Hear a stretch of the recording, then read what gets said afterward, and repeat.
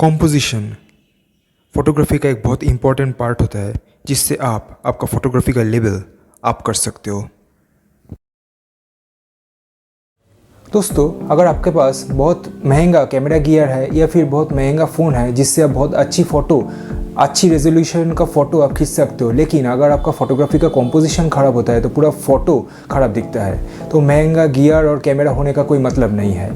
तो फोटोग्राफी में कॉम्पोजिशन बहुत इंपॉर्टेंट एक चीज़ है जिससे आप आपका जो फोटोग्राफी का स्किल वो बहुत ही इंक्रीज़ कर सकते हो, लेवल अप कर सकते हो। तो फोटोग्राफी में कॉम्पोजिशन बहुत इंपॉर्टेंट है। कॉम्पोजिशन का बहुत सारा रूल्स है। आज के वीडियो में मैं रूल ऑफ थर्ड्स के बारे में डिस्कस करूंगा। तो जानने के लिए पूरा वीडियो ज़रूर देखना, और अगर आप नए हो तो ज़रूर सब्सक्राइब और लाइक ज़रूर करना। दोस्तों, बहुत सारे लोग क्या करते हैं, रैंडमली फ़ोटो लेते हैं। तो फ़ोटो दिखने में कभी कभी अच्छा भी होता है क्योंकि वो कॉम्पोजिशन के हिसाब से हो जाता है, लेकिन कभी कभी बुरा आता है। अगर आप रूल ऑफ थर्ड्स के बारे में जान जाते हो और उसके बाद आप फ़ोटो लेना शुरू करते हो तो ज़रूर आपका फ़ोटो अच्छा आएगा। रूल ऑफ थर्ड्स में क्या होता है, 2 हॉरिजॉन्टल लाइन होता है, 2 वर्टिकल लाइन होता है, और इन चारों लाइन का 4 इंटरसेक्टिंग पॉइंट है जो टोटल इमेज को 9 इक्वल रेक्टेंगल और इक्वल पार्ट में डिवाइड करता है। अगर आप कोई भी एक एरिया कंसीडर करोगे, जैसे कि टॉपमोस्ट जो लेयर है, 3 रेक्टेंगल को आप ऐड करोगे तो टोटल जो एरिया होता है वो टोटल इमेज का 1/3 पार्ट होता है। ठीक है। अब rule of thirds total image को 9 इक्वल पार्ट्स में डिवाइड करता है। तो सपोज टोटल इमेज का एरिया अगर 3 हो तो हर एक पार्ट का एरिया होगा 1/3। तो हर एक पार्ट 1/3 एरिया कंज्यूम करेगा। अगर टॉप मोस्ट लेयर को आप देखो तो हर एक पार्ट है 1/3। अगर इसको हम ऐड करें तो टोटल एरिया होगा 1, उसका नीचे का भी एरिया 1 होगा, उसके नीचे का भी एरिया होगा 1, तो टोटल इमेज होगा 3। तो हर एक पार्ट 1/3 एरिया को रिप्रेजेंट करता है।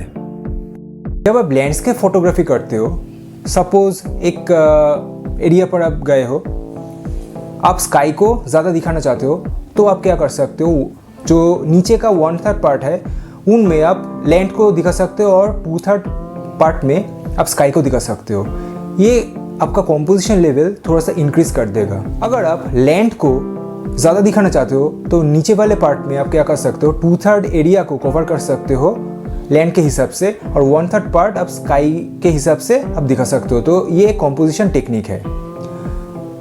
अब आप पोर्ट्रेट फोटो लेना चाहते हो तो आप क्या कर सकते हो, आप कोई भी एक वर्टिकल लाइन बराबर एक सब्जेक्ट को आप प्लेस करो तो देखो कॉम्पोजिशन कैसे ठीक होता है। ऐसे नहीं है कि हमेशा एक वर्टिकल लाइन बराबर आपको सब्जेक्ट को रखना है।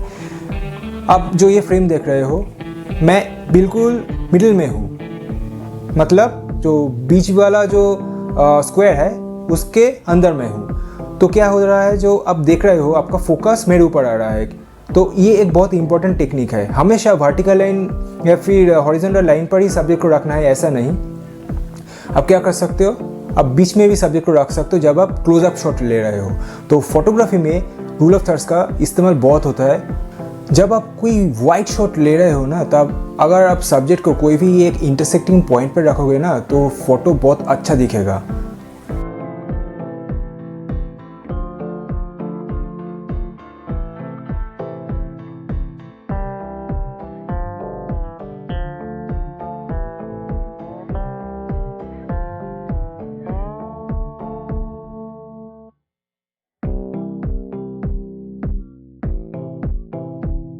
तो जो बिगिनर है वो कैमरा में कैसे रूल ऑफ थर्ड्स का जो ग्रिड है वो इनेबल करेंगे। पहले तो शूटिंग इन्फो डिस्प्ले ऑप्शन में जाना पड़ेगा और ग्रिड डिस्प्ले में जाके 3x3 ग्रिड को इनेबल करना पड़ेगा।